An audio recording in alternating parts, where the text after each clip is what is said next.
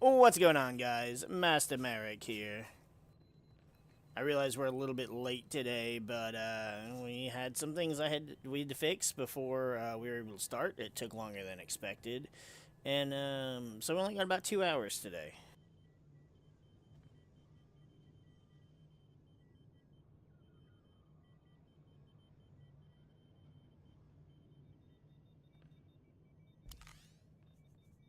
Bye.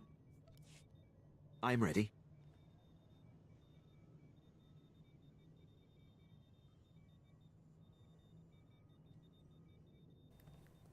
Dear Raw, I didn't realize how loud my volume was up from editing beforehand. Oh, ugh. That would have blown out my eardrum to start this damn cutscene. Your trap's been sprung. Here are the notes. Let me see. Blasted rebels. The Flame is planning an attack on Admiral Jafand Ange. He can't know about this. I was supposed to... What exactly would you prefer? I didn't know. Admiral Jafand? Sir, I apologize. This is... I know who you are, my lord. It is an honor to have one of your stature helping us on Nar Shaddaa. Are you more inclined than Agent Maddle to tell me what threat has just been posed? Does this come from the Flame?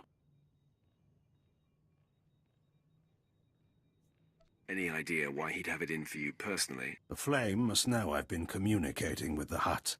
I'm here to tell them the Empire will withdraw billions of credits of business from Nar Shaddaa unless they shut down this rebellion.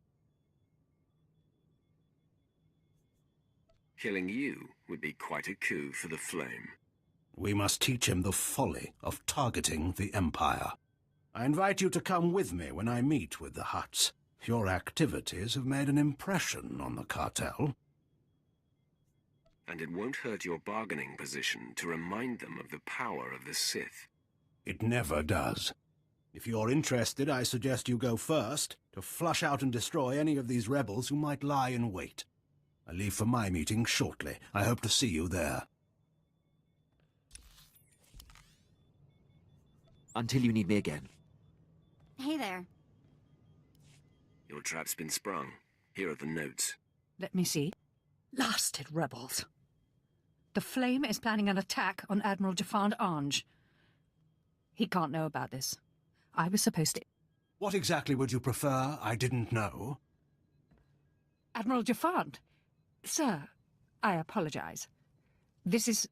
I know who you are, my lord. It is an honor to have one of your stature helping us on Nar Shaddaa. Are you more inclined than Agent Maddle to tell me what threat has just been posed? Does this come from the Flame? Any idea why he'd have it in for you personally? The Flame must know I've been communicating with the Hutt. I'm here to tell them the Empire will withdraw billions of credits of business from Nar Shaddaa unless they shut down this rebellion. Killing you would be quite a coup for the Flame. We must teach him the folly of targeting the Empire. I invite you to come with me when I meet with the Hutts. Your activities have made an impression on the cartel. And it won't hurt your bargaining position to remind them of the power of the Sith. It never does. If you're interested, I suggest you go first, to flush out and destroy any of these rebels who might lie in wait. I leave for my meeting shortly. I hope to see you there. Knowing Admiral Jafand, I'd suggest you go now. He'll expect the route to his meeting to be cleared before he leaves. Cleared. Well, cleared is a different... I don't know. I can't say that it'll be cleared, because there's probably going to be plenty of corpses. You're good to go. Well, thanks.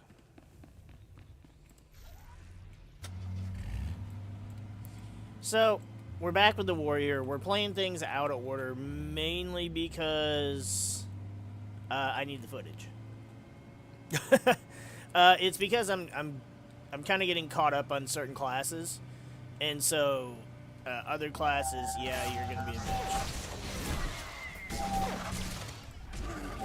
Some classes have more playtime than others, and so the Sith Warrior is the next one that needed to be caught up. And you don't want to fight, yeah. I'm just trying to make sure that we can keep our upload schedule. I realized I didn't have more warrior footage, so I kind of pushed the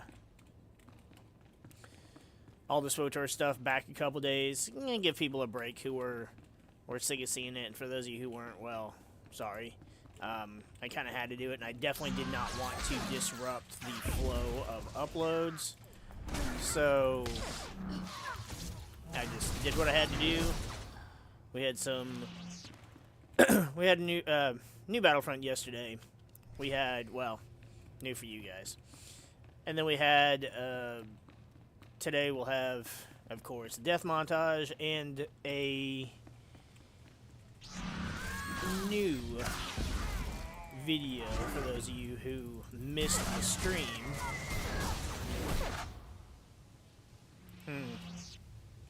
Alright, since you're giving me no fucking choice, bitch.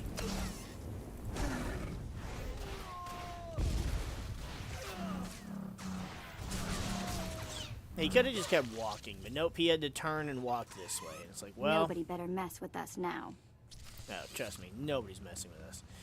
The upside is to, at least the Nar Shaddaa planet shit, is I've done it enough times that I don't need to, I really don't need to have anything to tell me when to Bye. stop said conversations Either way. to switch between characters, so there's that at least.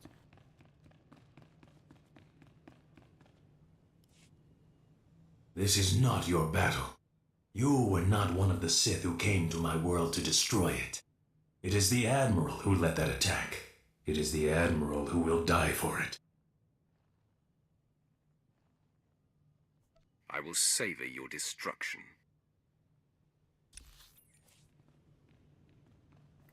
Damn, that felt like that was going straight into take my fucking leave. combat. Holy shit. Good to stretch the old legs. No comment, Vet. This is not your battle. You were not one of the Sith who came to my world to destroy it. It is the Admiral who led that attack. It is the Admiral who will die for it. I will savor your destruction. Then you defend these atrocities? I am Gendai. My people had done nothing to your empire when they set upon us. They tore our world apart, slaughtered our children, or sold them as slaves. In fact, every species here has suffered an unprovoked attack by your empire. He's a terrorist. He raised an army against the Empire. Destroy him! No man may strike against the Empire and live. You've already learned that I do not die easily. You forget. I've been on your world. I know the secret of your people. Gendai have no hearts or brains to fail. The only way to destroy them is to shred the bodies and scatter them. But we proved 1 billion times over that they're not immortal, right, Gendai? How many of you crawled away? 2? 10? Kill him! Kill them all!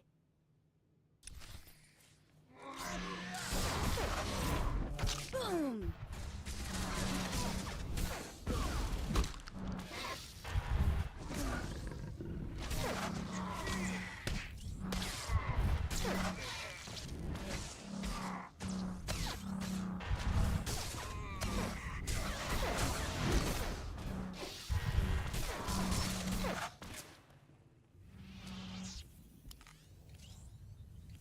Hey, I can use the rest. My lord. So it still went through the whole cutscene, even though I was just like, forget the talk, I'm just gonna kill you. I didn't know that, and there was that big pause, so I was like, okay, I'm assuming this is just gonna throw us straight into the battle. But I didn't bother exiting out and switching again, because there's no point. I know there's nothing that anybody says during these dialogues. I just more or less want to be able to see who approves and disapproves of what. I was surprised Quinn disapproved of us killing that guy. Weird. It was my fortune and my honor to have you here, my lord. I'll call Agent Maddle and tell her what happened. I suggest you make the full report. My men and I will stay here to ensure the Gendai's body is destroyed. Without him, the aliens' rebellion should fall quickly. I'm certain Agent Maddle will be able to mop up any resistors. Thank you for your service. Heading out. Hey, It was my fortune and my honor to have you here, my lord. I'll call Agent Maddle and tell her what happened. I suggest you make the full report. My men and I will stay here to ensure the Gendai's body is destroyed. Without him, the aliens' rebellion should fall quickly. I'm certain Agent Maddle will be able to mop up any resistors. Thank you for your service. Oh, poor vet didn't approve. Get over it.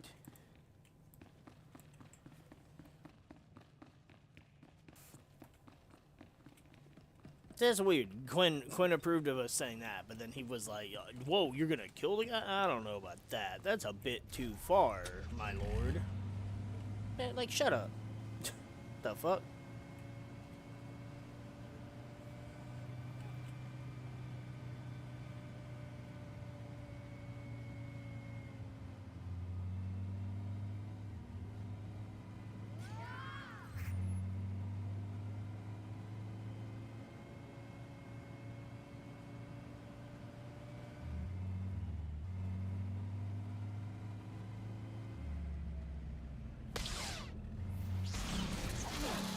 if I die, I'm going to haunt you.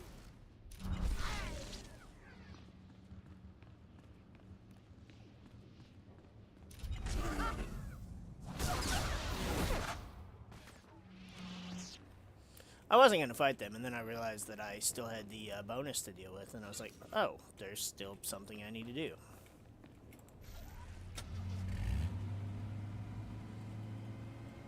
If there's a bonus that's right there that's able to be completed, I may as well just do it, right? Well, there's no point in skipping it. Unless you're just freaking stealthing past everything, which that's a boring way to play a game. Even if you are just playing it for the story.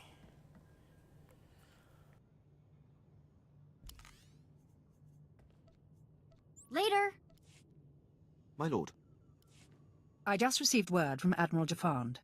He says thanks to you, the flame is dead and the rebellion is in chaos.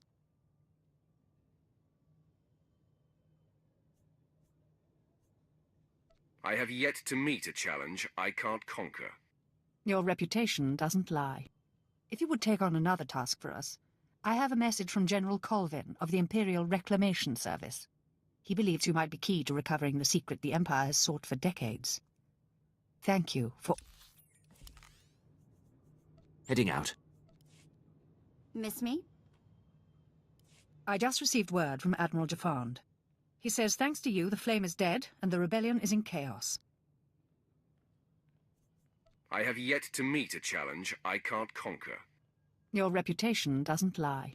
If you would take on another task for us, I have a message from General Colvin of the Imperial Reclamation Service. He believes you might be key to recovering the secret the Empire has sought for decades. Thank you for all you've done.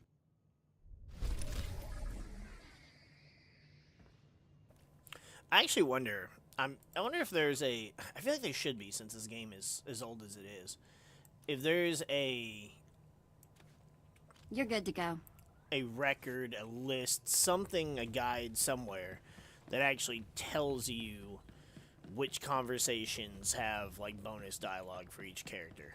Again, you know, something I'd have to take the time to be able to look into, which I barely even have the time to look into. You know, knowing what dialogue is gonna wrap up a conversation so I can switch characters. So, you know. One day. One day. Maybe this weekend. We'll see.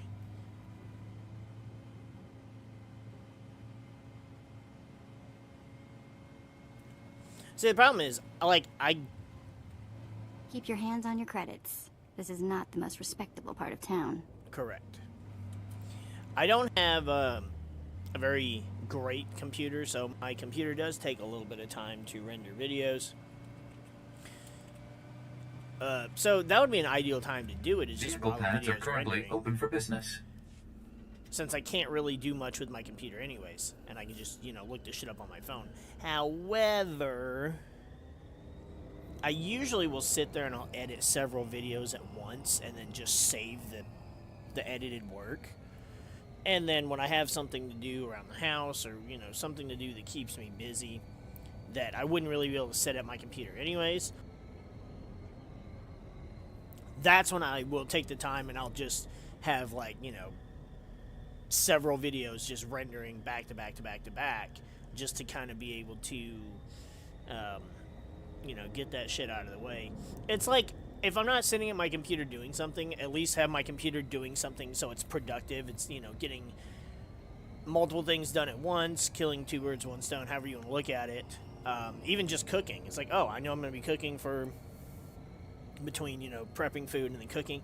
If it's going to take, you know, upwards of 20, 30 minutes, bam, I'll just throw a video into rendering, and usually that's about the length that time it takes. Some of them a little bit longer, but rarely, unless it's a longer video. But so it's just kind of this way, right? Yeah. Oh, we're doing the Darth Revan stuff. Oh boy. Oh boy, he's a boy. No, it's not a boy. Well, Revan is a boy, but that's not. You know what? Yeah, I threw myself in a tangent there, and there was no working your way out of it, so. Ba-da-da-da, ba-da-ba-da-ba-da-ba. I don't know what I'll do tomorrow. I should be able to start things earlier tomorrow. So I don't know. Do I want to play some Pokemon, start a new Nuzlocke, or do I want to get some SWTOR in? I'll have to see. You'll miss me. Lead the way. I mean, no offense, Vet. I don't sit there and go, oh, you're the best female. I don't really think I'll miss you. I mean, I like you more than Quinn. But that doesn't say that much for me. Welcome, my lord. I'm General Colvin, the mission leader here. If you have a moment, I could use your assistance. The Emperor has ordered... Welcome, my lord. I'm General Colvin, the mission leader here. If you have a moment, I could use your assistance. The Emperor has ordered me to unravel a great enigma in this sector. A complex constructed centuries ago by a Sith named Darth Revan. Upon its completion, Revan sealed a mysterious cargo inside, along with many alien slaves. Nothing has exited or entered since. The complex has sat for centuries, and no one's gotten inside. Revan's security measures are exhaustive, to say the least. The complex is fortified with self-repairing automated defense turrets and a seemingly inexhaustible supply of assassin droids. It's amazing technology. We've spent over a decade trying to breach those defenses, and failed. How have you survived until now? I've only recently taken command. My predecessors lacked, shall we say, insight. I've discovered that the complex's defenses draw power from reactors across this sector. The owners of these reactors are completely unaware. Unfortunately, they're also our enemies. Republic Special Forces, criminal cartels, and mercenary armies. They'll never willingly shut down their reactors. I will shut down these reactors and crush any opposition. You honor me, my lord. Finally, accessing Revan's complex means shutting down every reactor powering its defenses. If even one remains active, we'll never make it. Heading out. Miss me? Oh, thanks, Sniper Fuck. Thanks. Can you hurry up and get out of here? Get your dumb, stupid droid off the fucking table. That's not mine, is it? I don't have any pets out. Yeah, no. Not mine. Get your damn... I'm gonna... Can I punish him?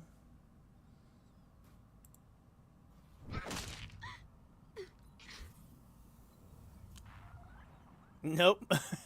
I was locked onto All him. better. I pretty much just threatened him. I was like, look, I just slapped my fucking subordinate. If you don't get out of here, I'm gonna do the same thing to you. Sorry, Vet. Welcome, my lord. I'm General Colvin, the mission leader here. If you have a moment, I could use your assistance. The Emperor has ordered me to unravel a great enigma in this sector. A complex constructed centuries ago by a Sith named Darth Revan. Upon its completion, Revan sealed a mysterious cargo inside, along with many alien slaves. Nothing has exited or entered since. The complex has sat for centuries, and no one's gotten inside. Revan's security measures are exhaustive, to say the least. The complex is fortified with self-repairing automated defense turrets and a seemingly inexhaustible supply of assassin droids. It's amazing technology. We've spent over a decade trying to breach those defenses, and failed. How have you survived until now? I've only recently taken command. My predecessors lacked, shall we say, insight. I've discovered that the complex's defenses draw power from reactors across this sector. The owners of these reactors are completely unaware. Unfortunately, they're also our enemies. Republic Special Forces, criminal cartels, and mercenary armies. They'll never willingly shut down their reactors. I will shut down these reactors and crush any opposition. You honor me, my lord. Finally, accessing Revan's complex means shutting down every reactor powering its defenses. If even one remains active, we'll never make it inside. Good luck. Yeah, I like the straightforwardness of this character sometimes.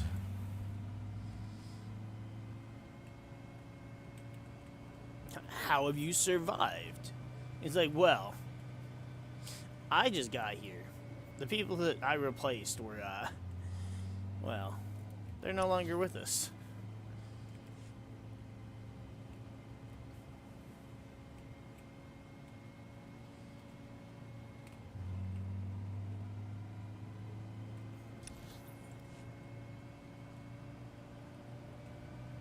You know, I was sitting here thinking during the cutscene, how specifically does the... How specifically... Oh, no.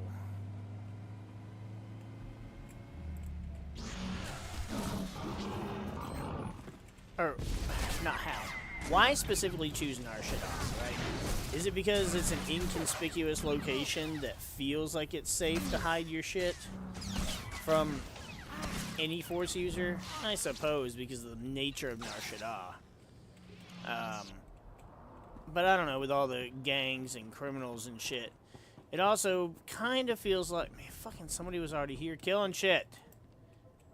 It also kind of feels like, you know, someone would be trying to break into it to be able to, you know, steal what's in the vault. But I guess if they couldn't get into it, then that's not happening either.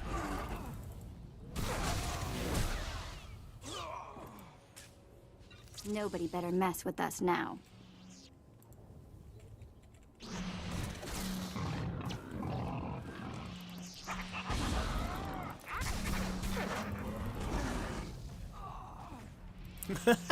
She shot him in the face and he did a backflip.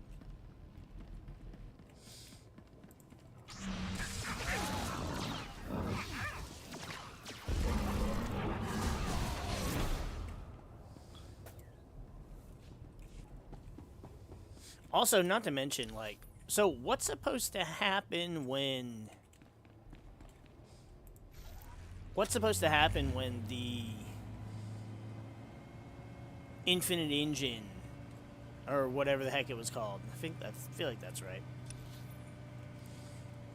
when it grows so large that... Because if this thing started as like a little tiny thing, fuck off. If it started as just a little tiny thing, and then it's already I mean, you know, 300-400 years, whatever. And then it grew to that size. Then what is it, you know, what happens when it gets too big for that facility?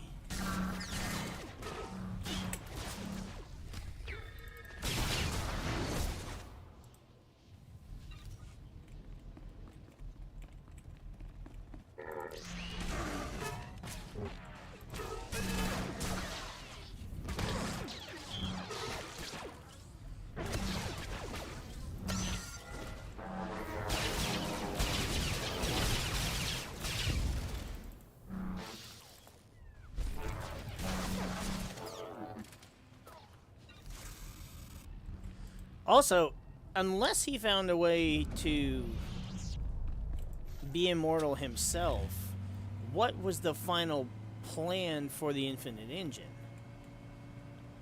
Were those people eventually supposed to, I don't know, become smart enough or become force sensitive, or like what was the ultimate goal with this thing? Sure, I know what it can do, and I have a feeling I know what he planned for it to do,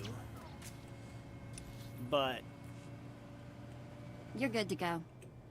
who's the one to then use or control it? Because, again, unless he found a way to make himself immortal, he wasn't going to be around for it.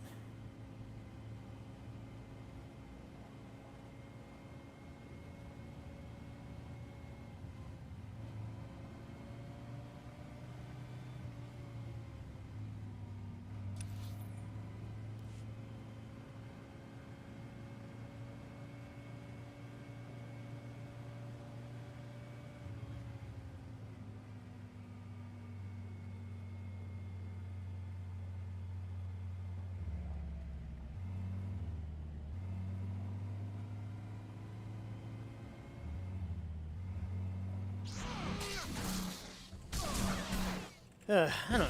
Just some kind of useless things to think about.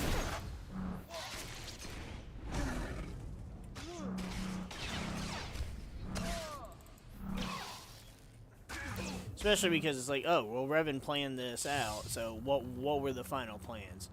And yeah, I guess you could be like, oh, well, Revan only planned it out because Drew Capricorn wanted him to be the bestest because that was his favorite. Well, it's the same thing with fucking Palpatine, right? Like, I despise Palpatine, and I think, especially because of his past and his upbringing and all that, like, he wasn't anything special. There's no reason he should have been the culmination of the dark side, since he didn't even learn about the Sith until, or at least learn about, you know, what it is to be a Sith until well into being adult. Like, he didn't even have any ambitions or hatred towards the Jedi. That was like something he was taught after he had already become an adult, and it's like, what is the... I don't understand this trash. It's just not believable. Revan was a Jedi at the height of the Republic,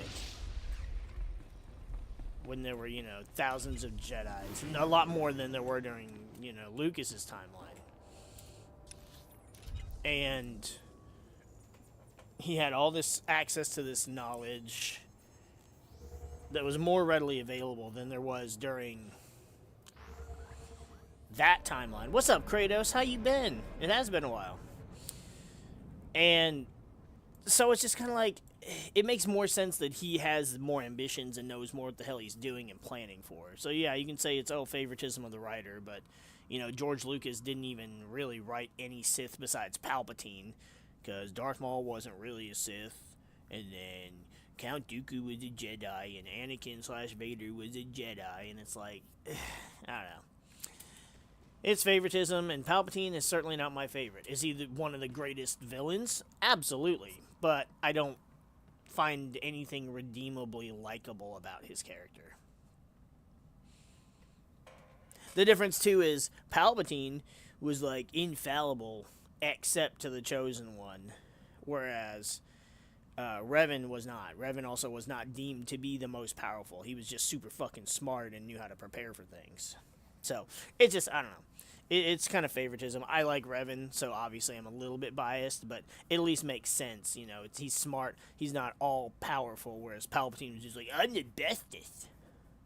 And then, you know, Disney, Star Wars ruined that, so. Later.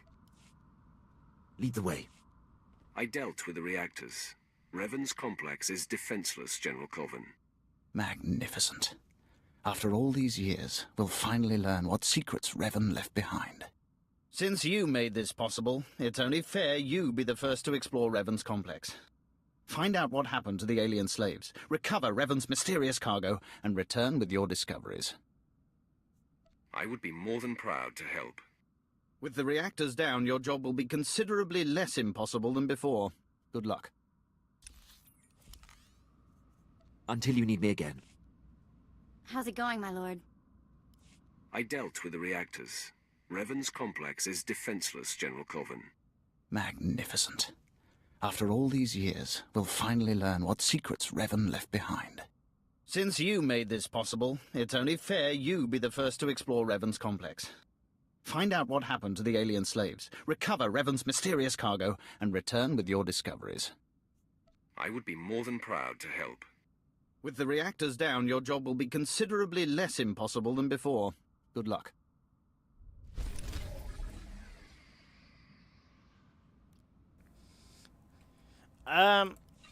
So to the second point there, I just feel like they wouldn't happen. 4, 5, and 6 wouldn't happen because no Palpatine. That's the end of that. And I mean, while it's like, oh, it'd be cool, you know, a what if, but there was nothing else. All the things that the heroes had to fight against in the original trilogy, really, they only existed because of Palpatine. So if Anakin doesn't turn, kills Palpatine, bam, that's the end of that. And then also the galaxy's better off because they have these clones that can help, you know, police the galaxy, whatever. It's not, I mean, I don't feel like it's enough to make a movie out of. I don't even know if it'd be enough to make, like, even a small, like, short series out of it. Because there just wouldn't be anything going on. Sure, you'd see Anakin and training Anakin's kids. Anakin's left the Order, but he's still, or he remains in the Order because he's literally the one that saved the universe, and they just kind of let it slide. I don't. Also because he is the chosen one and he can fuck up any of them. I don't know. I don't really know what happens there, but I just, as much as I like the idea of that timeline, I just don't feel like there's anything exciting happening unless they completely rewrite what happened in that time, in that time frame. Because even the stuff that happened in the sequel trilogy wouldn't happen without the Empire. So there's nothing there. There's nothing there to be any kind of an adversary.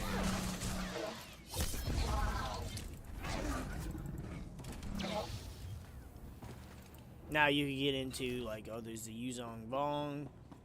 I don't even remember if I said that right. There's, you know, Abeloth and blah, blah, blah, blah, blah. But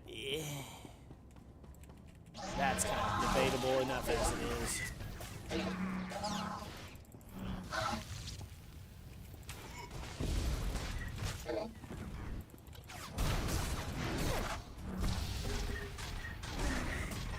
Now, a Battlefront 3.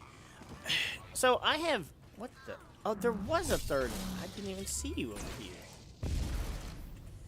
A Battlefront 3 has me kind of mixed feelings because, like, obviously, I'd play the shit out of a Battlefront 3, but my only concern there is...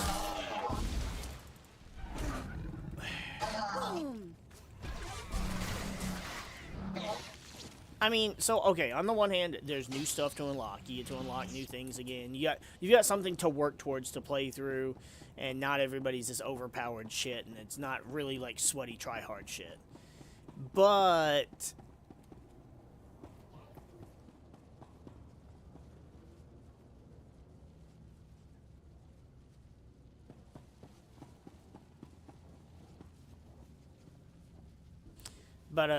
so, like, yeah, you get to work everything out again, and it's fun, and, you know, you care about achievements, but I know Battlefront 2 is never going to get more stuff outside of, like, the modding community, and, eventually I'll get around to seeing how my PC handles, because my old PC handled playing, Battlefront 2 no problem, so this one should be able to handle it. It's more a case of, like, the mods and such. That's where my concern comes from.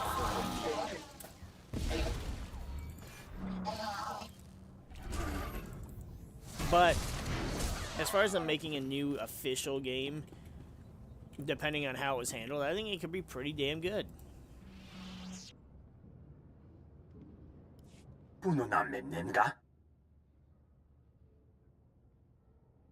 Manub Meraka Naja, Kinamabam, Yak Manala.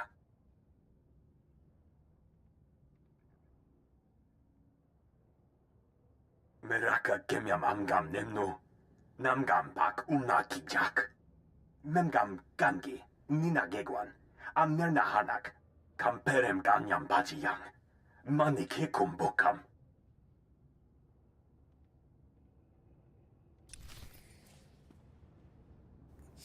No, honestly, I think Anakin is perfectly set the way he is. Especially because he had a stunted growth with growing up as a slave. His emotional ties are a wreck. His emotions themselves are a wreck. No, I don't think the whininess is really... Feeling frustrated is a thing everybody deals with. The only difference is he has a very valid excuse or set of excuses because of, said growing up as a slave. So it doesn't bother me at all. Now, I think some of, him blaming Obi-Wan for holding him back, I think that was a stupid argument, but that's just deflecting because you don't know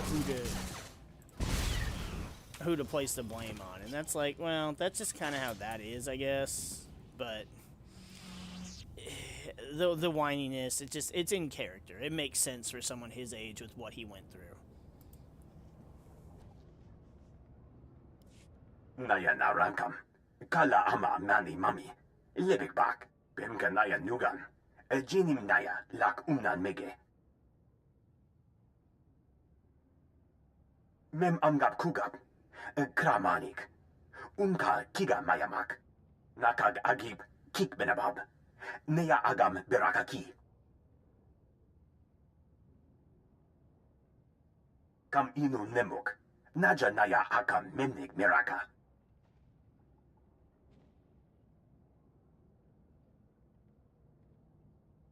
Beraka Karam Kara, Ninyamak Oramag Yang Megik. Meraka Kemyam Amgam Nemno. Namgam Pak Kijak.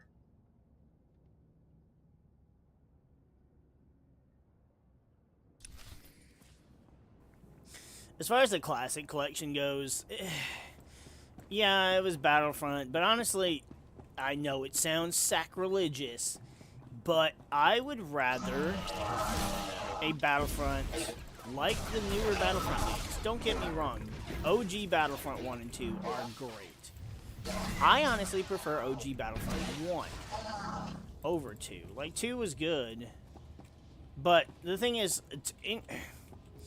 putting too much focus on playing as hero characters kind of dampens it for me. In fact, when I go back and play OG Battlefront 2, I turn heroes off for both sides. I don't want to play as them. I don't want to deal with it.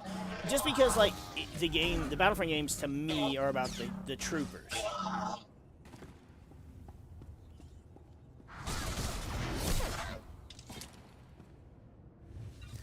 Whereas I feel like, you want to play as a lightsaber-wielding idiot, there's so many better games than that. So, personally for me, it's just, playing as troopers. But I like Battlefront 1's gameplay for troopers more than Battlefront 2's. Plus, I like that the clones actually sound like Jango Fett instead of sounding like the random voices they had for 2005's version. Bi Amun. Jerami Nika Pula Kemgam. Naya Narankam. Kala Ama Mani Mami. Libik Bak. Kala Jiwa Nimok. Pemgam Nyama Naya Aikam. Chukagi ne Paninu. Hamkam Bina Bek Nemu Kemgam. Kamperem Ganyam Bajiyang. Manik Hikum Bokam. Kama ne mega, nakaka, manalak laki, nabi ne kameraka.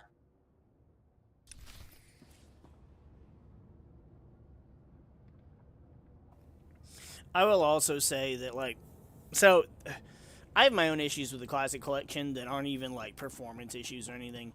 Personally, like, I hate looking at it. Because the Classic Collection used the PC version for the fucking game, which, to me, was visually inferior. There are gameplay changes that I mentioned. I made a few videos on it for the things that were changed that were not good changes. And coming from somebody who played on Xbox, that's really not a good thing. There shouldn't be gameplay changes between the various platforms. Because then in that case, it's not even the same game. And that's kind of bullshit, really.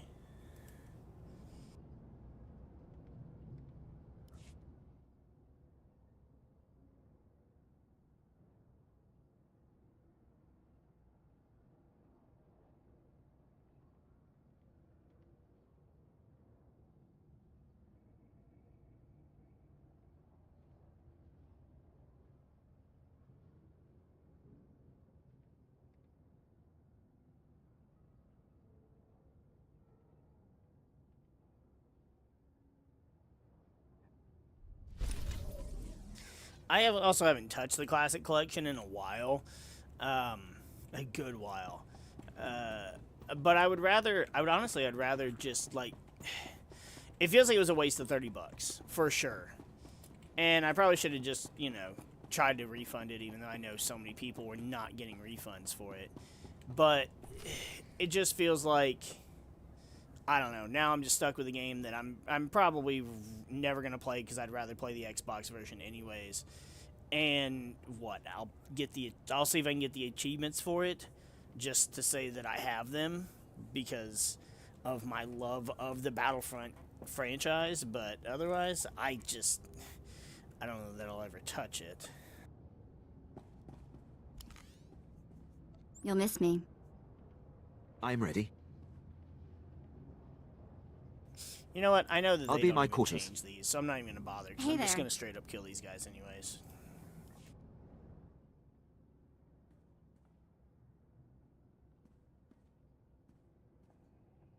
Kakini penak. Kinera kepam nahum. Beraka karam kara. Eninyamak oramag yang megik. You're wasting your time. Revan's been dead for centuries. Bemkanaya nugan. Ejinim naya lak umnan mege. Yang perluamka. Kalima naya kira. Nebua ribok. Naya naramkam. Kala ama mani mami. Libik bak. Power like that belongs in the hands of the Empire. Step aside. Nulilak apa jam kamgram. Amka nem nang nemua inuk. Manub meraka naja. Kinamabam. Yak manala. Jukagi ne paninu. Amkam bina bek nemu kemgram. I'm not leaving here without that machine. Meraka kemyam amgam nemnu. Namgam pak umna kijak.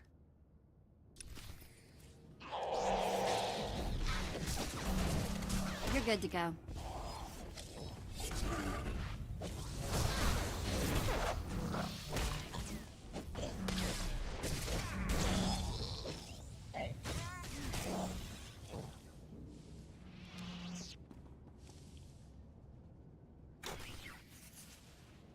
Oh, that's that. So, but yeah, I don't know. The Battlefront game, it had so much potential. It could have brought us back to, the glory days of playing the OG Battlefront games. But if I'm being honest, I prefer, obviously the visuals to the new ones are better. Not to mention you play as ARC Troopers, you play as Clone Commandos, like, that's already way cooler. You couldn't even play as those. Technically you play as an ARC Trooper in OG Battlefront 1 as the Heavy Trooper, and you could as the Heavy Trooper in Battlefront 2 if you played on the Geonosis level, because it would give you the Phase 1 clones. But other than that, you couldn't play as an actual ARC Trooper. So it was like, and even then, it's just the skin. You didn't have the dual-wielding pew-pew-pews, so there's just so many things that, while yes, it's controversial, and yes, it changed things from... The only issue I have is, like, I have to wait 30 seconds to throw a second grenade. That irritates me, but otherwise, it's like, the classes feel more unique and different. You know, I have a video I recorded on this, talking about comparing the new and old Battlefront game. I did this about a year ago, back during the Resurgence. I don't think I ever edited or uploaded it. Maybe I'll get around to doing that. Because I went into full detail as to why I, as a huge Battlefront stan who played the fuck out of the old Battlefront games, why I think the new ones are better. And it's not just graphics. They're mechanically, they just feel more like whole games, whereas the OG Battlefront games are really simplified and half the classes are just a waste, whereas the new Battlefront 2015, nope, not 2015, Battlefront 2 2017 actually feels like every class has a role to play.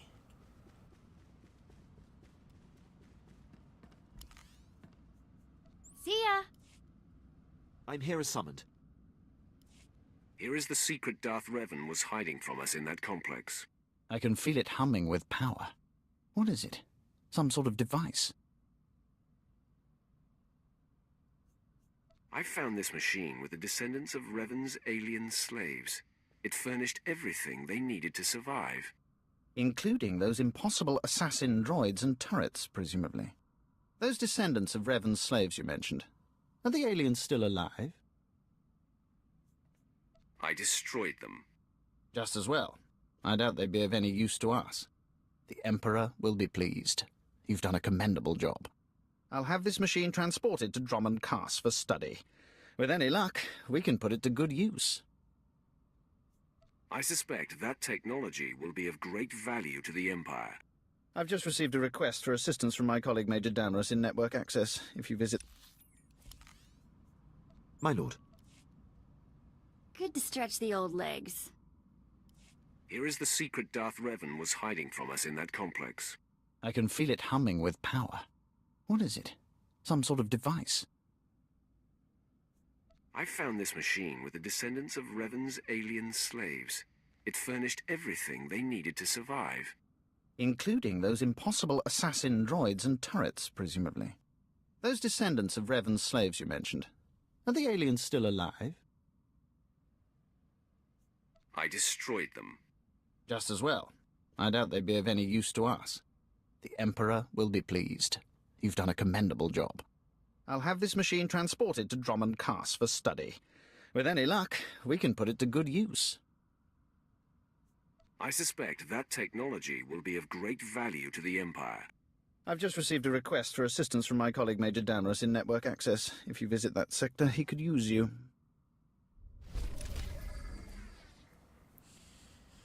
I personally don't care about Outlaws. I didn't even play it. I wasn't interested in the story, the characters. There was nothing that they were going to rope me into for that.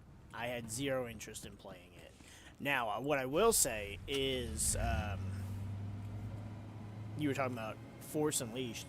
Force Unleashed 1 and 2 were fantastic. Well, let me put it this way. Force Unleashed 1 was an absolute god-tier game for a single-player game. Force Unleashed 2 was short. It wasn't as great, though I really did like the flight suit costume. I just thought it looked really cool. Because, you know, the second game didn't really have as cool of costumes either. Welcome. Please select an available travel route. That was kind of one of their low points. Also, I don't know, the lightsaber combat didn't feel as fluid. I don't know if it was because you had two lightsabers or just the way they changed the mechanics. Though I really wanted to see where the story went. Because what we were told was the plan for the story was sounded really fucking good. And the ending to the second game of capturing Vader was fucking cool too. But the first game was so much better. Collecting all the holocrons and the costumes, the lightsaber colors and crystals, and yeah, that was a fucking fun-ass game.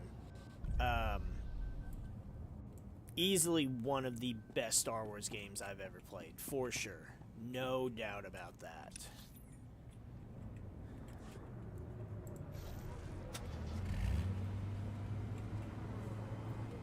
What would you say was your personal favorite of the costumes, though? Because for me personally, I mean, obviously, if you're playing a Sith, the best Sith costume is the one from the DLC. Or if you, like me, you ended up buying the Ultimate Sith Edition, which came with everything.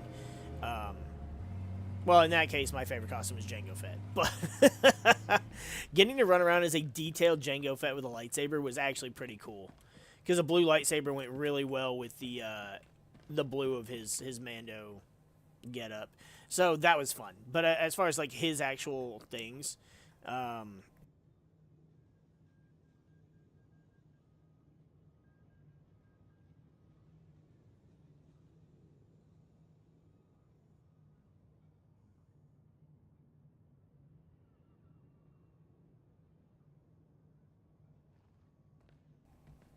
yeah, so I would say it's the Sith Lord one that he wears during the Hoth mission, because obviously it's just the most iconic, badass look.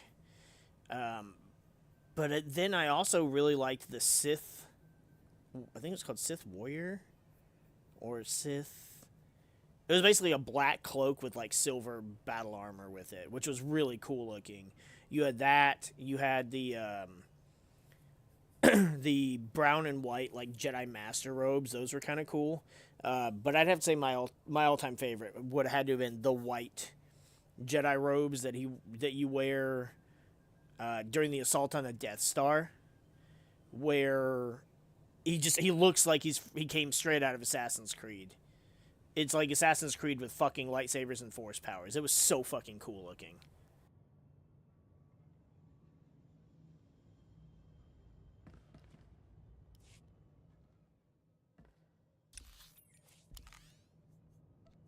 Later. Reporting.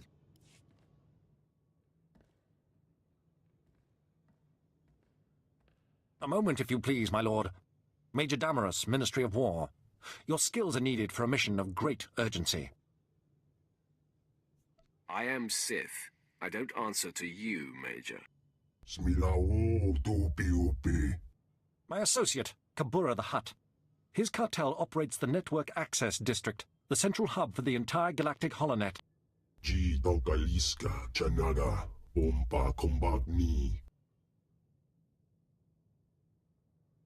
This is a major threat to Imperial security. Breaching the Hutt's defenses and assuming this level of control should have been impossible. We need you to investigate. Immediately. I'll be glad to find the culprit for you, Major. Your skills make you uniquely suited to deal with this. The main data center is almost impenetrable. A series of well-guarded consoles is spread throughout network access, each with its own time-sensitive code. Get all the codes, then hurry to the data center. Until you need me again. Good to stretch the old legs. A moment, if you please, my lord. Major Damaris, Ministry of War. Your skills are needed for a mission of great urgency. I am Sith. I don't answer to you, Major. My associate, Kabura the Hutt. His cartel operates the Network Access District, the central hub for the entire galactic holonet.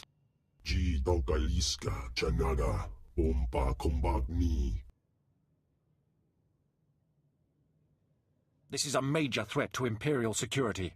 Breaching the Hutt's defenses and assuming this level of control should have been impossible. We need you to investigate. Immediately. I'll be glad to find the culprit for you, Major. Your skills make you uniquely suited to deal with this. The main data center is almost impenetrable. A series of well-guarded consoles is spread throughout network access, each with its own time-sensitive code. Get all the codes, then hurry to the data center. Once you reach the data center access terminal with all of the timed codes, we'll contact you with further instructions. Is that clear? Get the codes, blast the consoles, call you when I'm there.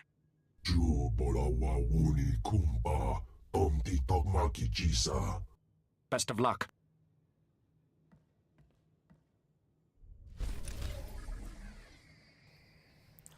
No, I don't disagree with you one bit.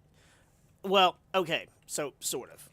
Fallen Order was a fantastic game. I would honestly say gameplay-wise, because I do kind of like a challenge, because I like playing games like I don't play Dark Souls and such, but I do really like playing games like Devil May Cry and Ninja Gaiden. I play them on harder difficulties because it's fun. I like the challenge, and I like having to be really, like, coordinated with your gameplay and your mechanics and such. And Fallen Order was pretty fucking cool with that.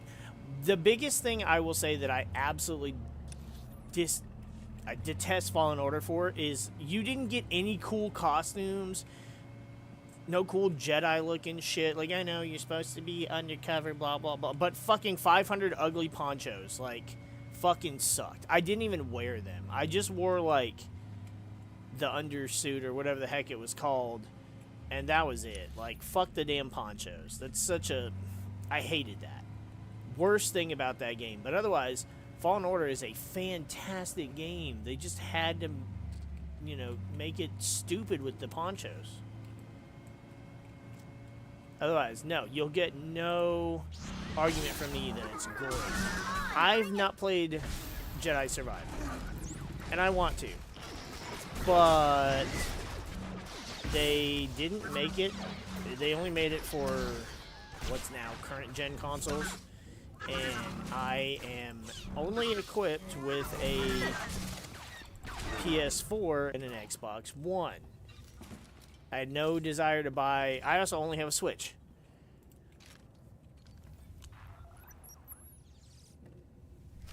Like, I have no desire to... Well, I have no desire to upgrade, but I will absolutely have to upgrade to a Switch 2, depending on what a new generation Pokemon game is. I didn't bother switching for the Legends game because, like, I was excited for a game where, oh, I can start with a Totodile, one of my all-time favorites, or Chikorita, one of my all-time favorites. But I have zero interest in playing a Pokemon game that exists entirely in one city. That's stupid. At least with Legends Arceus, it was out in the wilderness and you did all this stuff, and yeah, no. So when Gen 10 comes out, or if they give us a remake of, a good remake of one of, you know, the Gen 1 through 5 games, then I'll have so much more of a desire to play. To upgrade. Same thing with Xbox and PlayStation. Like, I considered upgrading so that I could play the new Budokai and getting a PS5, but I couldn't really find one that I could order that wasn't stupid expensive. And also, I had no friends that were going to play it, so it was like, I knew... I'm not a big fighting game person, so I knew by myself I was going to get bored with it quickly. Like, when I had Smash Bros, like, I still rarely ever played it because I had nobody to play it with, and playing against the PC isn't really that fun to begin with. It's also why I quit Dead or Alive, because playing against the PC is just maddening. But, so there was nothing... Hey, look, Death Star Trench Run. There was nothing on the Xbox Series S or X that I couldn't get on a PS5, so I was like, well, there's no point in getting that. And then, you know, Jedi Survivor came out, and it's like, oh, well, that kind of sucks, but, you know, what am I going to do about it? At one point, they said that they were releasing it for PS4 and Xbox One, I thought. And I waited, and I never saw that happen, so I never had a chance to play it.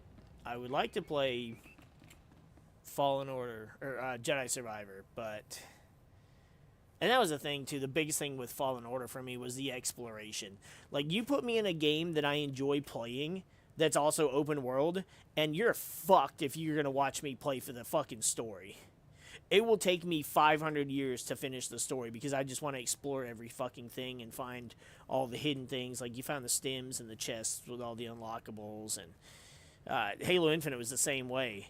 That took me fucking over 30 hours to beat on my first playthrough. One, because I get stuck in the boss areas with, like, shit weapons, but also because I'm just exploring, trying to find every fucking hidden item. But yeah, I mean, I would love to play Jedi Survivor, but I don't know if they ever came out with the toned down version.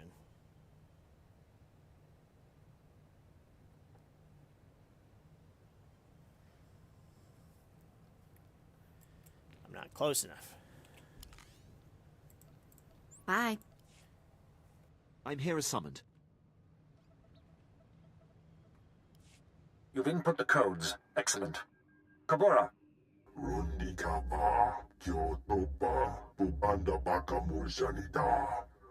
Then this is it. Hurry into the data center. I take my leave.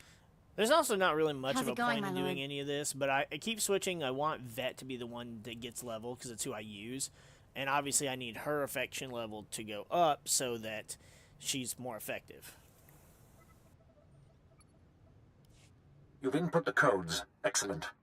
Kabora.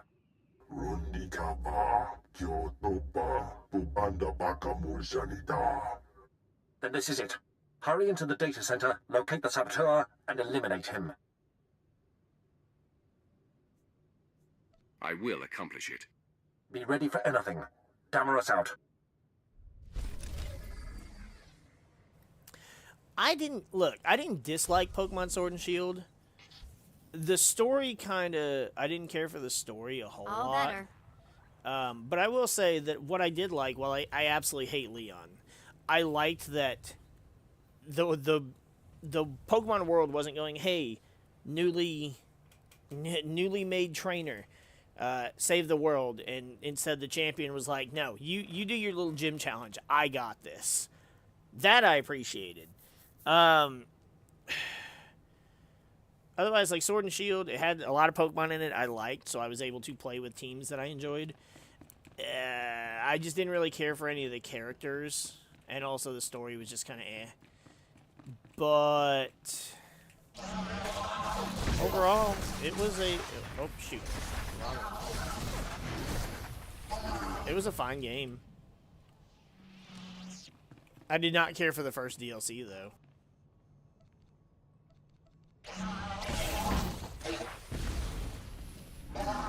Like, specifically that whole crap with Colonel Mustard and the island, and you get the Cub Fu, and I didn't care about that shit.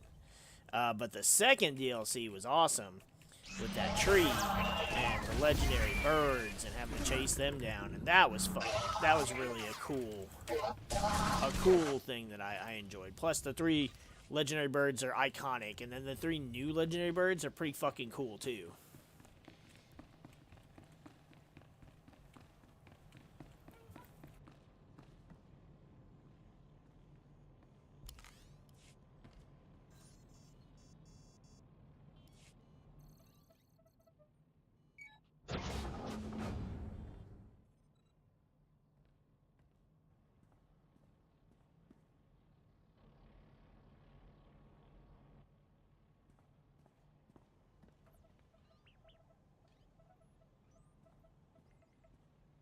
You have arrived. I am Axis, the knowledge-seeking. You see, I am completely untouchable. We will now come to an arrangement that benefits us both. I was sent here to kill you, not cut a deal with you. You will accept the arrangement. It is the only rational outcome. I am learning all things, all information, all secrets, all data in the galaxy. I will gladly relay all I learned to your empire. But I must remain here. That is the arrangement you are going to accept. I survive, and the Empire gains knowledge and advantage.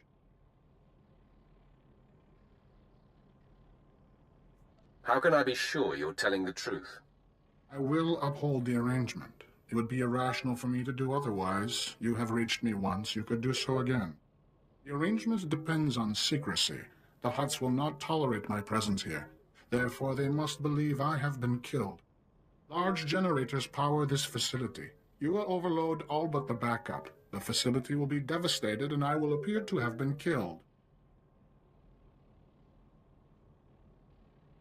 I came to kill you, and I never leave a mission half done. Release your illusions. There is no benefit to killing me, and so long as my shields remain, it cannot be done. You will overload all of the primary generators, leaving the backup for me, and in return, I serve your empire. It is simple. The generators are well defended. Tread carefully, and be prepared for the rewards of infinite knowledge.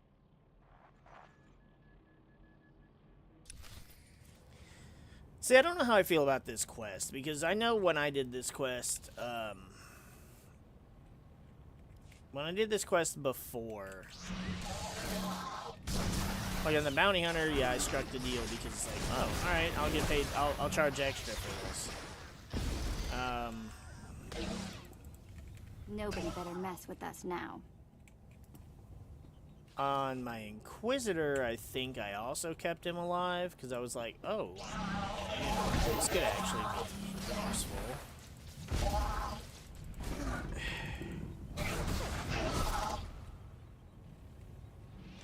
On my Agent, I'm pretty sure I killed him, because I was like, yeah, no, I gotta protect our secrets.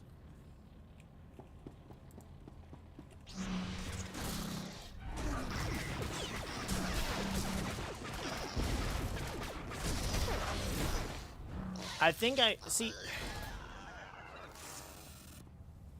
on the one hand, like, this doesn't, I'm not killing people on my warrior if they can benefit my warrior.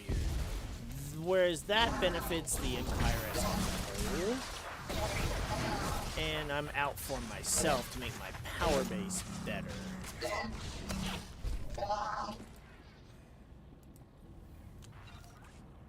So I feel like I should stick with the whole Vader-esque, I'm the murderous enforcer kind of thing.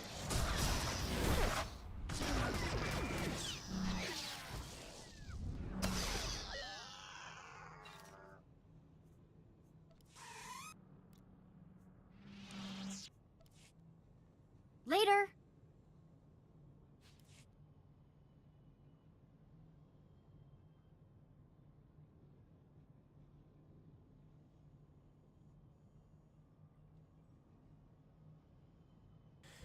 Personally, and I'm sorry if you enjoy... Well, I'm not sorry if you enjoy them. I'm sorry because you enjoy them.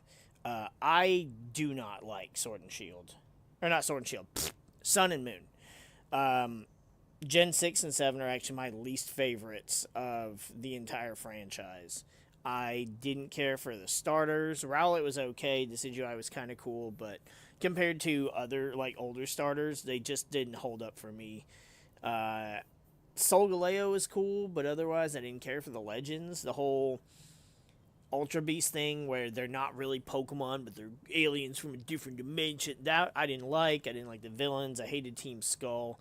I hated the island trial thing instead of gyms. I didn't like the island setup. It wasn't my game.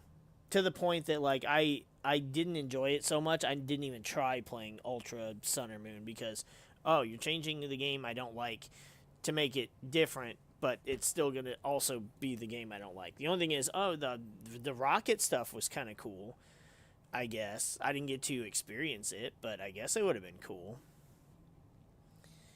But I absolutely... So I didn't get to play Diamond and Pearl. When Diamond and Pearl came out... I didn't get to play Brilliant and Shining. The remakes. Obviously, I played the originals because I bought them on DS the day they came out.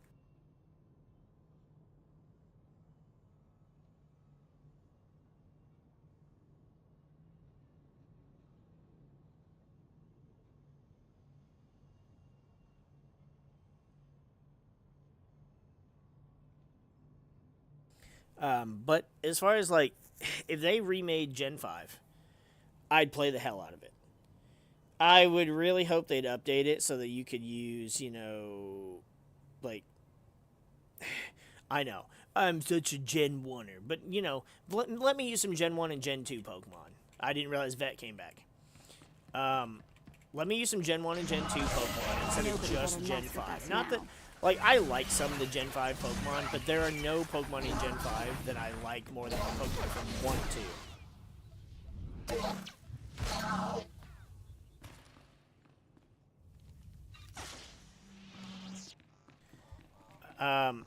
But yeah, I didn't play the Diamond and Pearl remakes. I didn't have the ability to get them at the time. I was trying to be responsible and put my money towards other things, and I just never got to play it. I think I have a friend that has it. I might try and see if he cares if I borrow it, but you know, if not, no harm, no foul. Oh shit! I always forget. I gotta press this button.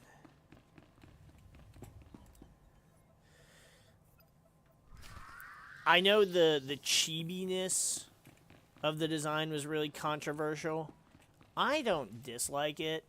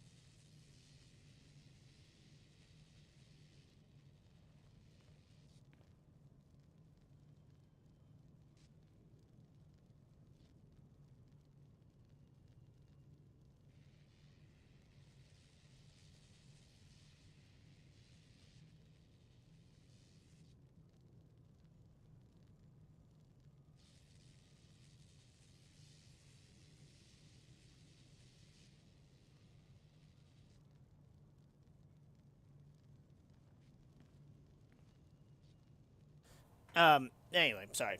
Personally, I think, while I know the chibi design was controversial with people, I actually like it. And here's why. Because to me, it looks much more like the original games on the DS. And that's what I like. I want them to look like the older games. Personally, as much as I loved playing Alpha Sapphire, because I mean, Gen 3 is just great. I don't like Gen 3 as much as Gen 1 and 2, but Gen 3 is my third favorite. Go figure. But I would say the thing I didn't like about it is I don't like the Gen 6 designs and mechanics, and I don't like the 3D models. I appreciate sprites, and that's why a lot of times I feel like I just enjoy replaying older games or playing the ROMs made with the older games. They're just cooler that way. I just love sprites. I mean, Gen 2's designs were probably my all-time favorite. Not saying Gen 2's my favorite, but like the way the sprites were designed and the watercolors used, and it was just really awesome. Whereas I just don't like the way Gen 6 is, the characters, they're longer legged, and I like them, just make them look like the little shits like they did in the first 4 gens. So yes, if they absolutely made a Gen 5 remake look like the Gen 5 games, I'd be happy with that. Just don't make them look like anything post-Gen 5. And for the love of God, can we please do away with 3D models? They don't have any life to them. Sure, the new textures in Scarlet and Violet are great. The metal on steel types looks like metal. It's shiny and reflective if you look at Magneton or Scizor, but the 3D models still just don't do it for me. I'm old. Leave me alone.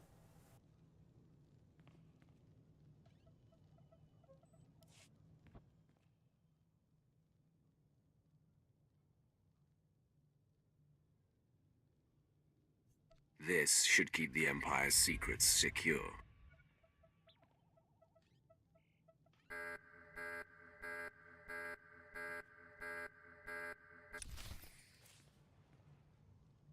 The other reason for that I think works for killing him, if you're dedicated to the Empire, like it never would make sense on a bounty hunter. Even if you're like, oh, I like murder hobo, I kill everything. It still makes no sense because you don't give a shit about the Empire. besides the fact that they paid.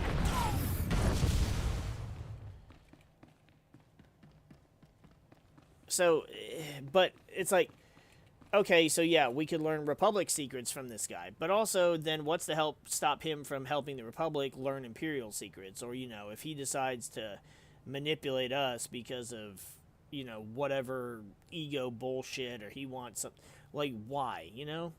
Like, yeah, we learn their secrets, but they can learn our secrets, so is that worth the risk? No, I think we should keep ours hidden, and then we rely on Imperial intelligence and just hope that they're better than the SIS.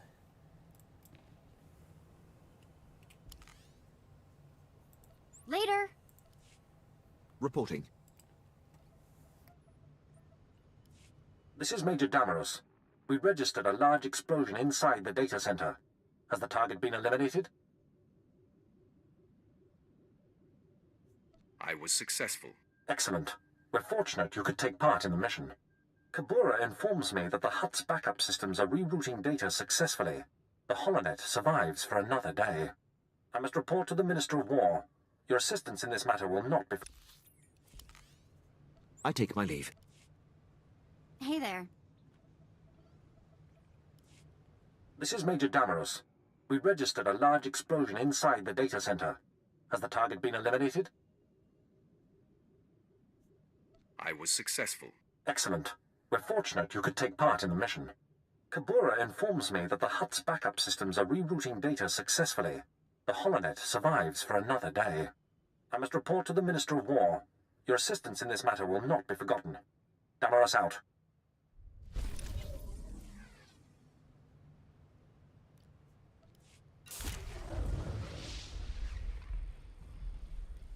Ooh, another level up.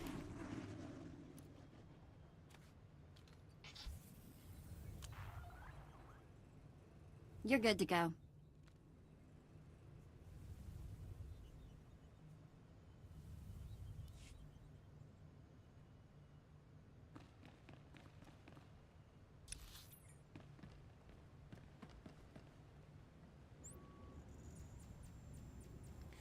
So, I guess I'm gonna, you know, again, I'm gonna sound like a Gen 1er, and I've embraced that, thanks to Michael Jones.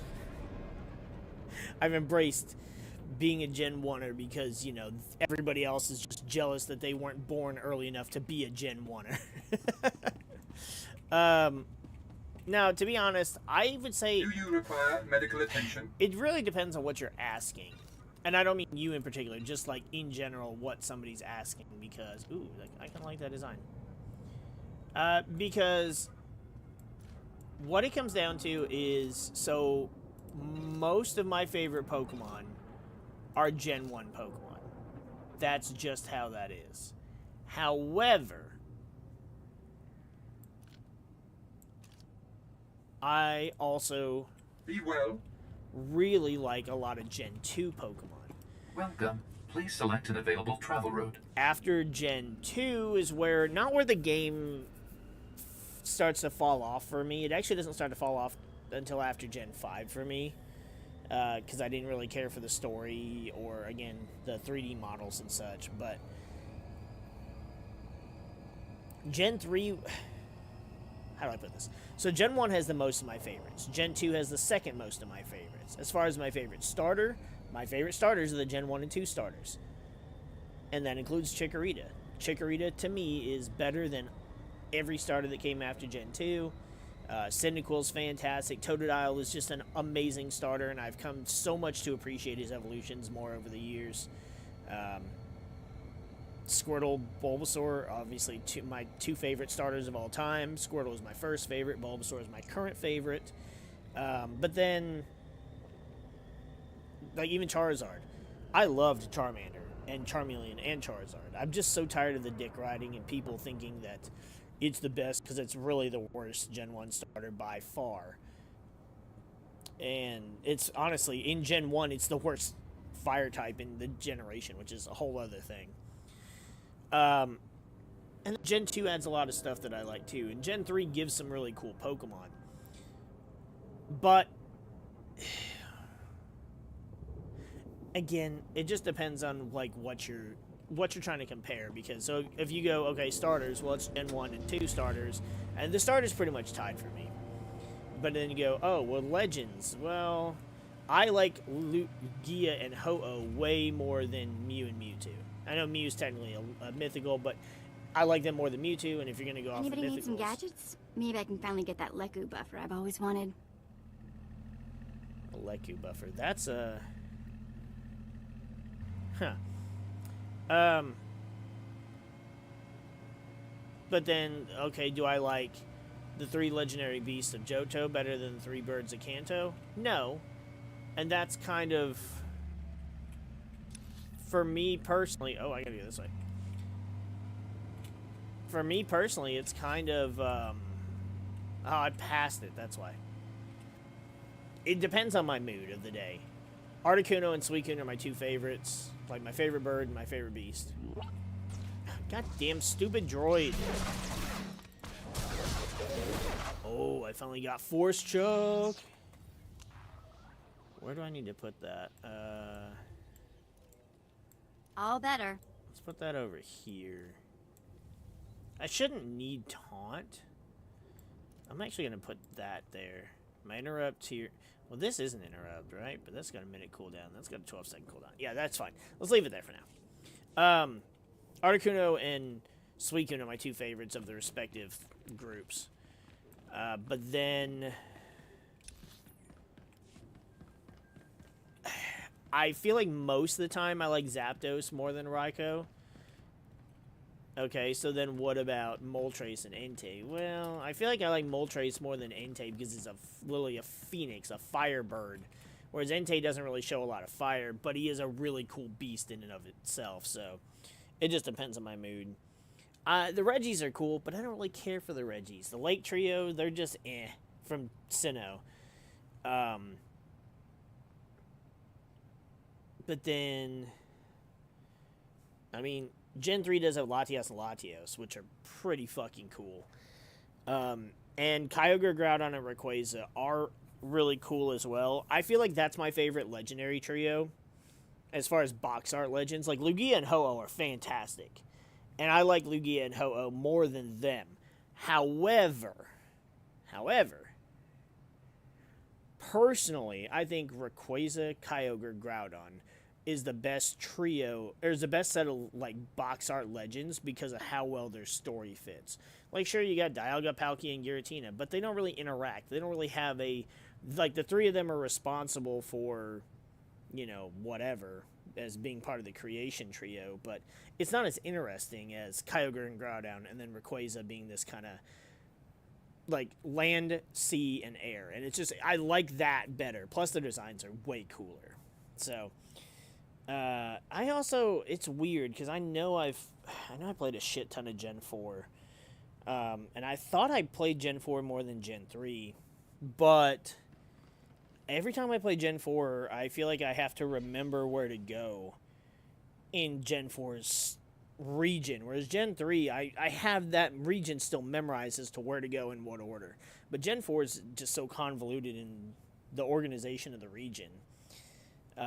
So, plus Diamond and Pearl were god-awful games, like, code-wise. They were so slow. Thankfully, Platinum fixed that, but... Yeah, I'd have to say... That's the other thing. Gym leaders and... It's between Gen 1 and 2 for me. They're going to be my favorite no matter what. Outside of Box Art Legends, which is going to be... I like Lugia and Ho-Oh again more than... Rayquaza, Kyogre, and Groudon, but as far as the group is just better. But pretty much everything else is going to be Gen 1 and 2. I know the story to Gen 1 and 2 is not that great, but it's Pokemon. It's about catching things and, you know, being a Pokemon trainer, beating the Elite Four, beating the champion. It didn't need to be about all these world-ending apocalyptic shits like starts with 3. Now, it's cool. Don't get me wrong, it's cool. But... It's a different kind of Pokemon experience than Gen 1 and 2. You go, oh, Team Rocket, blah, blah, blah, blah. Yeah, but it's... Again, Team Rocket were just like, oh, we're the bad guys. We're stealing Pokemon. We're not trying to drown the world or fucking burn it out with fucking Groudon's infinite sun. It just... Yeah. I just say it's probably Gen 1 a little bit more, just because there's more Pokemon from Gen 1 than Gen 2 that I like, because obviously there's 50 more Pokemon. And, you know, three of my favorite Pokemon are in Gen 1, being Nidoking, Gengar, and Raichu. So, yeah, I guess I'm just a Gen 1er.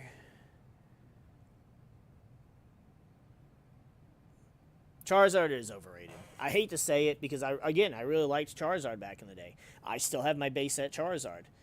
But he's the worst starter for several reasons, and I do think he's overrated. And I would say Moltres. Because Zapdos, while Zapdos is cool, and he gets Drill Peck because he got that giant-ass beak, and he's electric type. I like electric and fire type, so that kind of doesn't help there. But his wings aren't wings, so to speak. They're like these jagged, spiky things, and they don't really flap like wings so much, whereas Moltres has got these cool flame wings that when they flap, the flames kind of flicker and stuff with them. It just looks cooler. Plus, their debut... Well, I can't say their debut cards because Zapdos got a card in base set, which does look better than his fossil set art. But if we're comparing the 3 fossil set birds, Zapdos has the worst art.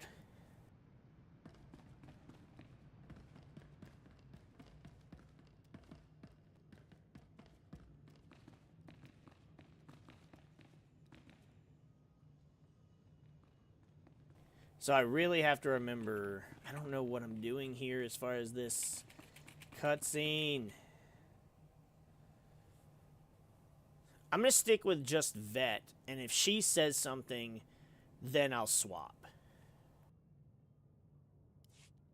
Word spread through the streets that Rathari's conference with the Hutts was invaded and his apprentice killed.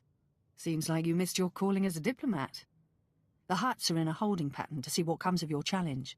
It's too bad Rathari wasn't in attendance. But man, I bet he's fuming. If he'd been there, his corpse would be steaming. All in good time. He's not the type to duck a fight. Rathari is also on the verge of taking over the Republic's base of operations in the upper industrial sites. With his work with the cartel dashed, he's sure to pour himself into squashing the Republic garrison.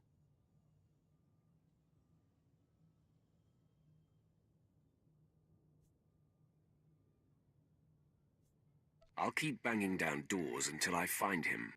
I love a man who's tenacious. Even if Rathari isn't there, when his operations are all thwarted, I know he'll come to you. A confrontation will be inevitable. Alright, well, that worked out in our favor. We didn't have to switch companions. That's gifts, damn it. Let's see what we got here. It's the same. Alright, these are better, though.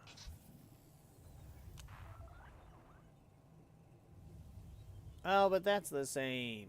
All better. Damn it.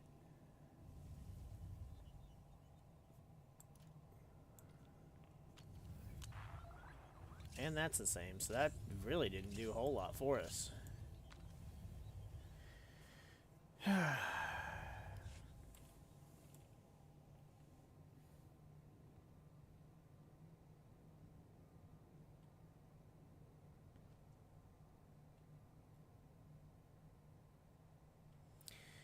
Oh, see, this is easy for me. Rayquaza, Deoxys, and Mewtwo. Mewtwo is just iconic. Plus, I actually think he's a really cool Pokemon. Not even just his Charizard-esque level of fame in the fandom. I actually think he's a cool design. Especially because, like, it's funny because people compare him to Frieza. They're like, he's like Frieza. But I'm like, Frieza's design sucks. But Mewtwo's design is awesome. Deoxys is just such a cool fucking Pokemon, especially, like, I like the color scheme, really. I love the orange and blue, but then the fact that he can change, I really like the attack form. I like the defense form, too. The speed form is a little because he looks kind of anemic. Welcome. Nope. Please select an available travel route. Have a safe and pleasant stay. He looks very anorexic, and I'm not a fan of that really, like, thin, slender design. And then Rayquaza is just a god-tier Pokemon design. For a while, I thought, you know, I actually still, I still hold this opinion. Rayquaza is the coolest legendary Pokemon, period. It's not my favorite. Well, is it my... See, Lugia was my favorite for the longest, because Lugia was awesome. The Neo Genesis set is my all-time favorite Pokemon set. That Neo Genesis Lugia is just timeless. I started with Silver version. Well, I didn't start with Silver. I started with Blue, but a Silver version was my first Gen 2 game. And so I preferred Lugia for the longest. Ho-Oh is sentimental for me. Ho-Oh is a very special Pokemon for me and my wife. And I think Ho-Oh is more mystical, especially with the lore around Ho-Oh. But I still think... Did I skip it? No.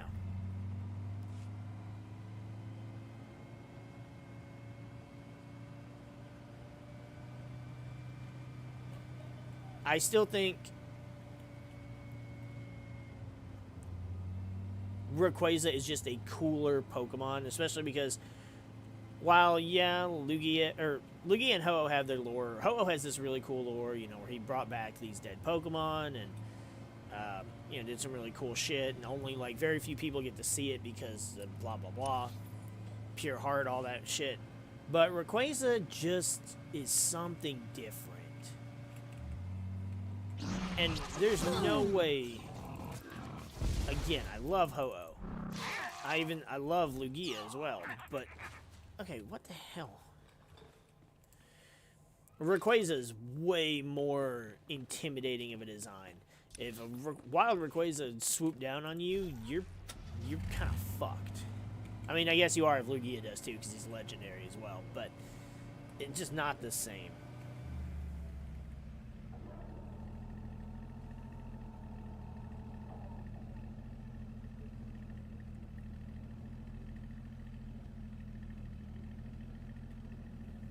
Worst to best from the legends you mentioned.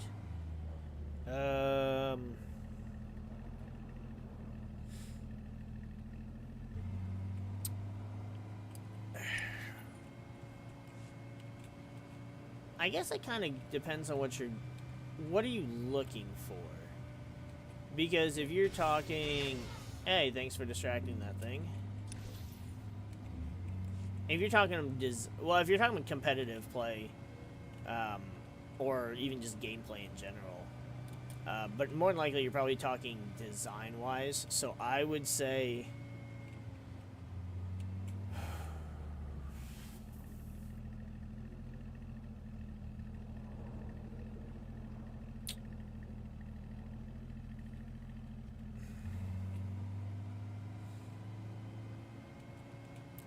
trying to decide which way I would rank.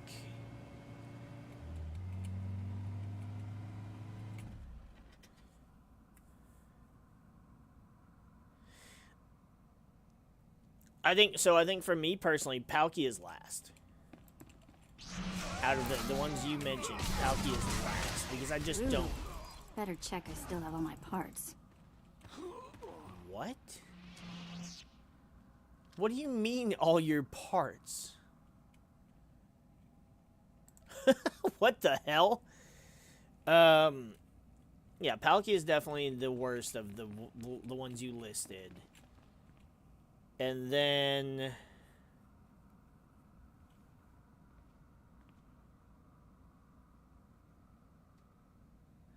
Okay, so you're talking about in battle. Because that's where it changes pretty drastically. Because Palkia has So let's see. Let me finish that. So if we go off of which ones I like best from design, Palkia is the worst. Then I think Zekrom, because Zekrom would look cool if it had bigger wings. All right, Reshiram, I like the wings and the majesticness, but I kind of wish it had arms. Then Dialga, which Dialga I wish it had wings, but it doesn't. But that's whatever. Dialga looks really cool. And then Mewtwo, Deoxys, Rayquaza. As far as battle goes,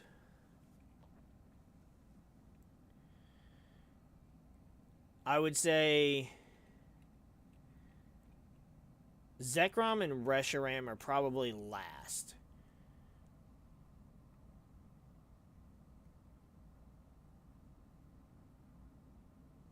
Because, well, Reshiram in particular, you've also got Ho-Oh, which I think Ho-Oh is better fire type than Reshiram.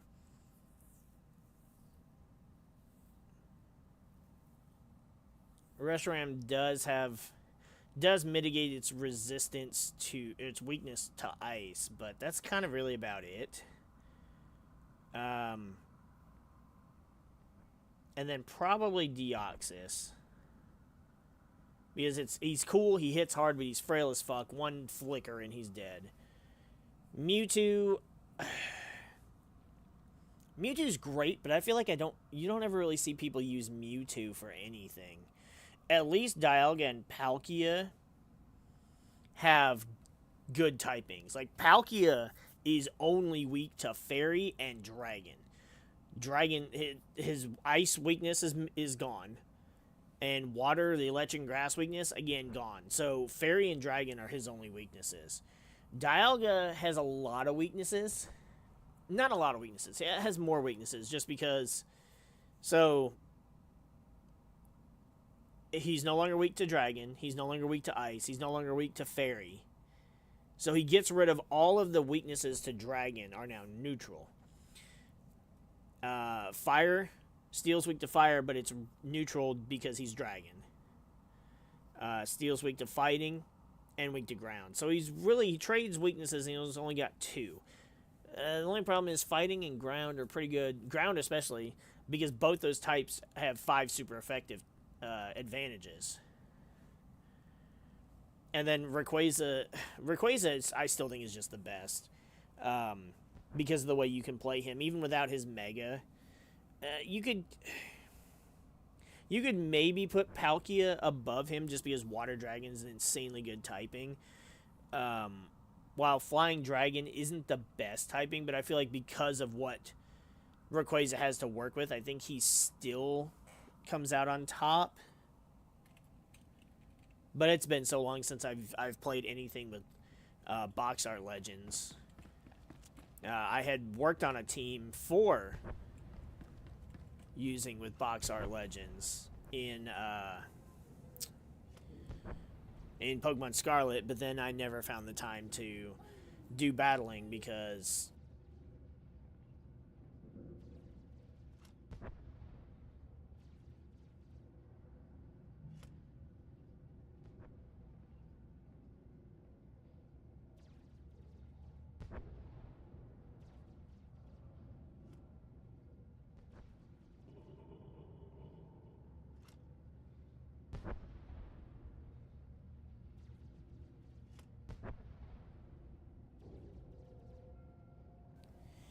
yeah, I wanted to be able to do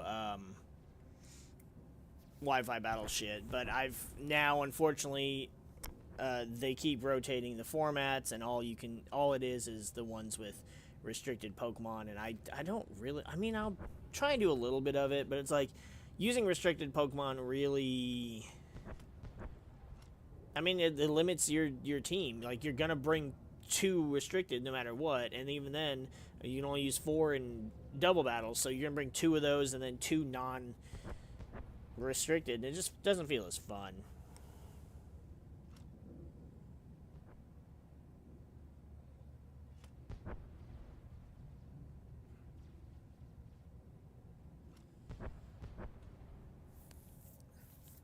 Battle of the overall best. That's easy. I think Ho-Oh is the best. Lugia is a good wall, and Lugia can hit hard, but I feel like Ho-Oh hits so much harder. And Sacred Fire is just an amazing ability, whereas Aeroblast is not as useful. So it definitely goes Ho-Oh, then Lugia, then Zapdos, because Zapdos actually can be defensive, bulky, and only has 2 weaknesses. Moltres and Articuno kind of need to be with specific teams. Like, I had a snow team with in Gen 7 Wi-Fi days. I had Snowcloak, or not Snowcloak, I had Snow Warning, Alolan Ninetales.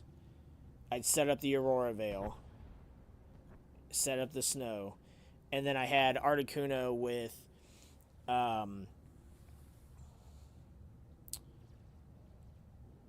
Bright Powder and Snowcloak. So Snowcloak makes it raises its evasiveness in the snow and the hail, and then also it had the item that lowers opponent's accuracy on it. So that was really cool. So yeah, I think actually because of that, I'll put Articuno above Moltres, because Moltres doesn't get a cool ability like that, and while Moltres can hit harder, and in the sun it can get free 1-turn solar beams. I think Articuno might come out on top there. Not even sure what I'm doing here.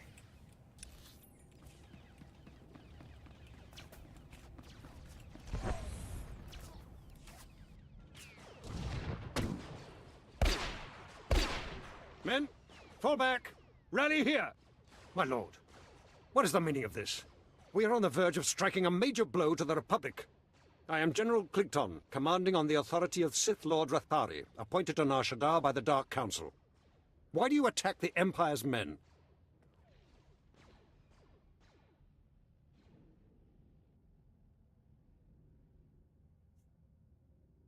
If Rathari shows himself, no one else will suffer. He is attending to other matters. You belong to Darth Baras. I was given instructions to destroy you if you were foolish enough to show your face here. I'm right here. Do what you must. My men are the best trained in the galaxy. You will be a minor interruption, and then I will finish obliterating the Republic garrison. Full attack! Nobody better mess with us now.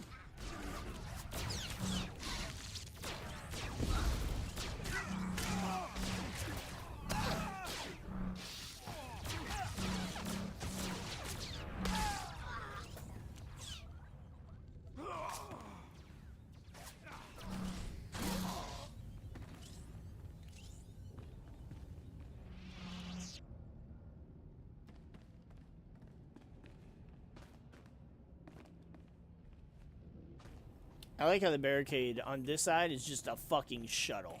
And then on this side is just a bunch of boxes. I can just jump up there if there's a target.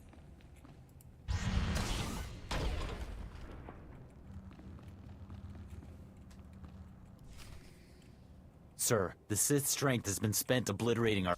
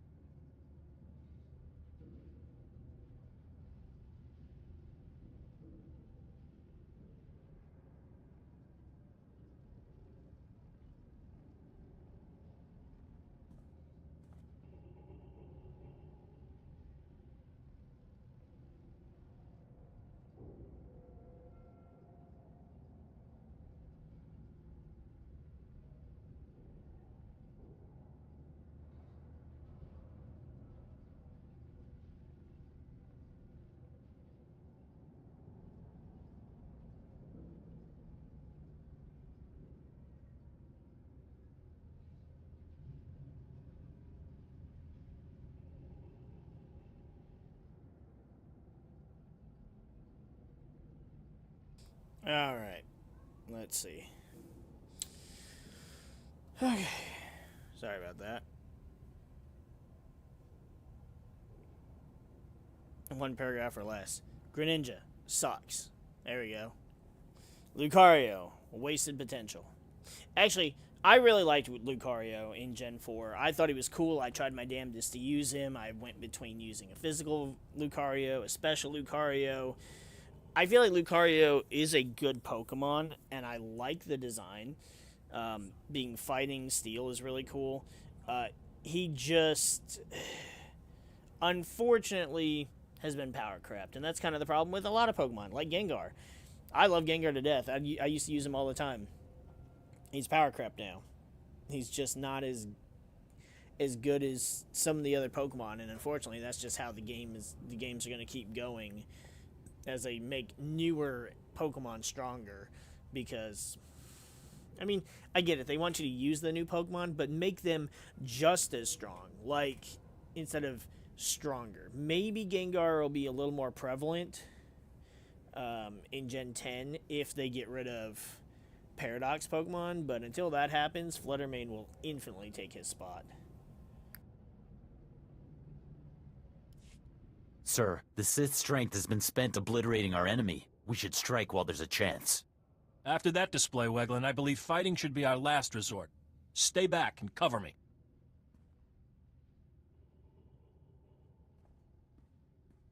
Sith, I am Commander Nolan. I'm in charge of this defensive. I'm unarmed. You risk much approaching me weaponless.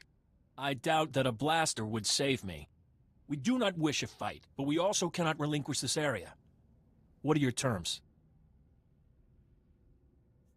You live only by my good grace. I may have need of you someday, and you will repay my mercy. Very well.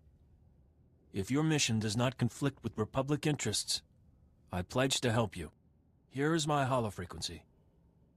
I will answer your call. You have my word. Until we meet again, Sith. Men, the battle is ended. Attend to the wounded. Hey, it's all good. I love talking about Pokemon and other things I have interest in. Most of my friends now, like, not that I think they'll ever see this, but if they do, I mean no offense, but, like, I try to have conversations about Pokemon, and I don't really get much, or even Pokemon content, but I just don't really get much of a conversation out of it. Like, the opinions are helpful, but not when you just either shut something down or don't have an opinion at all. But that's a whole other thing.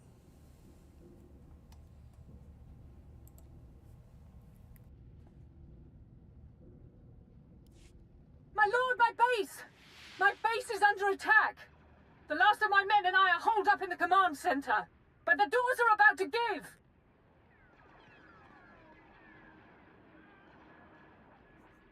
I'll be right there, Haladrel. Try to hold on. Doing the best I can, but I've got a bad feeling about this. Ah! The command center's been breached. I've never seen such power. Oh no.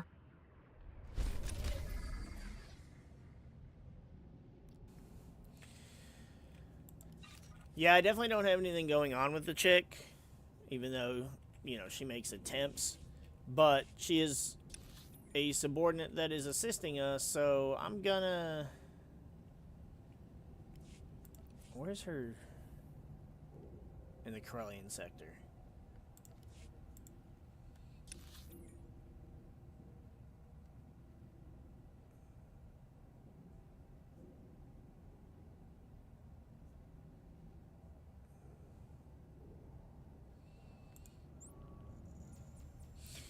So, I probably should go to the other one because I think it's right there by the fucking thing. Oh well. I'm trying to be Vader-ish without being, like, completely stupid Vader-ish. Yep. Damn it. Oh well. Short speeder ride. So, you know, I will defend my troops. And that are loyal to me. Vader, I think, was portrayed as being that way towards troops that were loyal and did their job, and they weren't, you know, officers making excuses. Obviously, I can't play this character exactly like Vader, but the inspiration is there.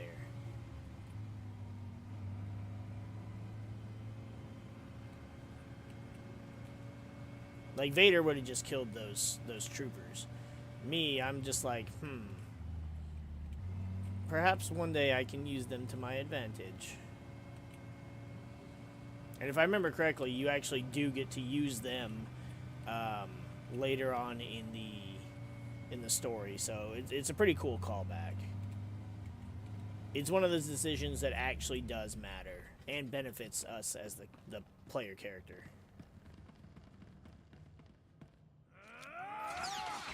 Nobody better mess with us now.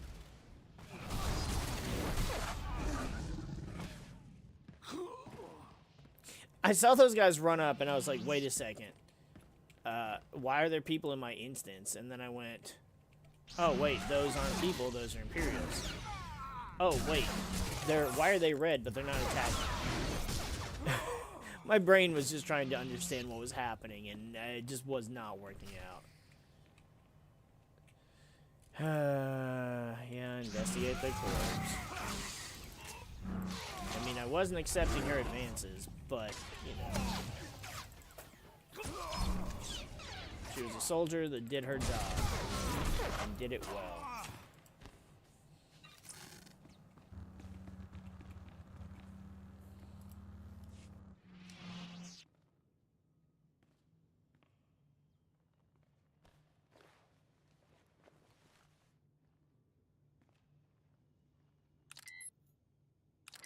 It's clear Darth Barras failed to inform you exactly who you'd be crossing.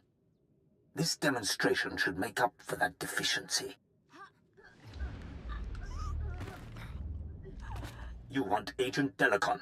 You want me. I won't be hard to find anymore. I'm on the roof of the satellite platform in network access. If you dare show, I will grant you a duel to the death. Be honored. He's a moron if he thinks we're gonna walk into such an obvious ambush. Right? Shit. Hold on. I need to look this up, because this actually apparently does have different, things.